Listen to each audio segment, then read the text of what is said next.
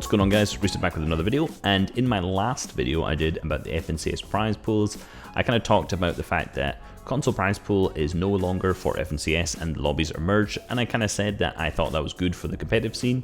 A lot of people kind of asked me why. Some people obviously weren't too happy. They said I don't support the console scene, which is far from the truth. If you know anything about me, I've done plenty of VOD reviews on console players in particular to help all those other console players out. I just think it's better for the longevity of the competitive scene if there's not a console FNCS. Now, why? Well, let's get into that. I just want to say straight up, these are all my own opinions. I know people think because I've been on the broadcast that I for some reason represent Epic, but these are just my thoughts. Should say that before I actually get into these. Because I have received some really dumb DMs like this one you can see on screen just because of this announcement. So I left a big comment on the YouTube video itself, and I also kind of added a big feed on Twitter. So I'll kind of summarize some of these points a little bit because I know a lot of people don't see these pinned comments that I make. I have a pinned comment on nearly every video, but I know people don't usually look to the comment section sometimes. A lot of people just watch it. So let's firstly take the whole point of the FNCS. The point of the FNCS is to be a best of the best tournament. This is at the top level competitive tournament. I'm now kind of seeing this like a mini World Cup every single season. It's who is the best and which teams are the best. And they've just decided to give all of the FNCS pricing just to those teams at the best. Really motivating the top teams with huge prize pools, because if you think the teams that are in first are going to make a ton of money, this is creating something that's very sustainable for the top level pro players right now, where they can actually manage to make enough money to make a living off prizing if they are that top level team. Now, firstly, if you just split that into console, if it was a 50-50 split, we'll just leave it like that. That's immediately halving the amount of money that the top pro players can earn and makes a sustainable living out of. And Epic, sometimes have been lowering their prize pools overall since the start. The first year when they put 100 million into it, which was crazy to start with. Kind of crazy to think Winter Royale was 23 million. But the fact that they had such big prize pools to start with obviously interested a lot of people, and a lot of people made a lot of sustainable living off of the game. And then as the prize pool is going down, obviously a lot of people in particular before this announcement were worried that they wouldn't be able to make a living off of the prize pools full stop. So now all of that is kind of going into the PC, so these top level players now have an opportunity just to make a living full stop off of this. In most games there are two types of players. People who want to grind to be at the top and be really good, and then competitive fans who just generally like playing the game and enjoy the competitive side of things. In Fortnite we have this third other group of players who are just interested because they think they could make some money, which most of them probably don't actually have any potential to make money at all. They just feel like they do. And if these players remove their prize pool, a lot of these would do one of two things. They would leave the game, which if all you're interested in is just making a couple $100 and you're not enjoying the game, I'm not too sad to see this kind of people leave. Or they will still play the game, learn to enjoy it, to try and get better and try to grind. Fantastic. I've seen a lot of people say that this will hurt console and a lot of people will stop playing because of this, and I completely disagree. There will be people who stop playing, but again, it'll probably be the people who I've just mentioned who aren't actually enjoying the game and playing it anyway. But what we forget is how big the casual console scene really is, and how much does FNCS truly impact that. Well, let's look at some of the numbers. I have here 3 different stats from the FNCS Duos in Chapter 2 Season 2, Week 2, and this was actually from FN Comp data. You can see it on the screen, and the next 2 I'm going to be taking are just from Fortnite Tracker, so just to quote my sources. And for Week 2, you can see on console and PC, there was 72% of the population were playing on PC, whereas 27% were playing on console. Then if we go into the Chapter 2 Season 4 FNCS Trios Warm-Up, which was last season, there was 69.5% nice were playing on PC, whereas 30.5% were playing on console. And then if we go to FNCS Week 1, it was 63.9% on PC, 36.1% on console.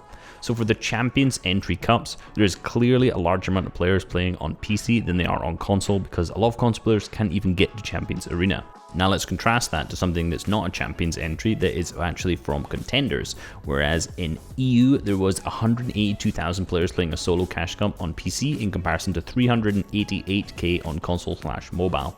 On NA East, it was 75k on PC, and then 230k or 231k on console/mobile. So basically, there is a large amount of players who are interested in the competitive scene on console. However, the fact that they can't get to Champions League is a huge barrier. Just in case you're wondering why there's such big differences, by the way, between this, A is the barrier of entry, and also this is a solo cash cup, and usually if you look at population, most of the time, solos has the most, duos has the second most, trios, and then squads, just how the way it's always gone in tournaments. I've seen a lot of comments saying that removing FNCS from console will remove a lot of the player base. But let's compare the amount that we've just seen in these for the console players to the amounts that are interested in the casual game. The casual viewer base is absolutely insane in this game, and that's been completely proven by the GrefG stream where he managed to get 2.4 million viewers on his. Honestly, some players may stop playing on console, but it is a small amount that are actually there, and for the huge 2.5 million investment that's been gone into the last 2 seasons, if some of these players stop playing, I think it's in Epic's best interest just to not invest this money. They've had no content come out of it, there aren't huge streamers made out of it, there aren't big reputation, there's been no branding made of FNCS champions like this. Honestly, having the FNCS console in has not benefited Epic to this point. Clearly, what is benefiting players more is having cash cups or just specific tournaments like this which have a lower barrier to entry, such as contenders, that actually allows more players to play and get people interested in the competitive scene. But not having a full console FNCS doesn't actually impact that many people. And one thing I want to add to this is one region that has a lot more console players than PC was Brazil. So I'm not just nitpicking the facts, I only choose EU and NA East just because they are the most relevant regions to most people. Now with these new consoles coming out, can they compete with PC? Potentially, potentially not. If you're a top tier player, I believe that you can on console. But what's the real question? Can old gen consoles compete with new gen consoles? Some old gen consoles have 30 FPS mid-game fights, they lag mid-game fights when just building a couple build pieces, and I imagine that a large percentage of the players are actually still on old gen consoles. The difference between old gen to new gen consoles is definitely bigger than the difference between new gen consoles to PC.